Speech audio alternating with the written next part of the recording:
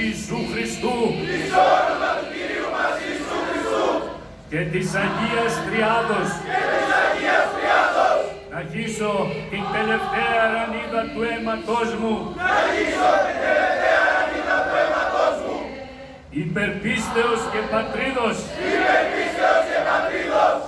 ορκίζομαι να μην κοιτάξω προς τα πίσω εάν δεν αποδιώξω τον εχθρό της πατρίδος μου. Ορκίζομαι αν η επιτάς και νίκη ή θάνατος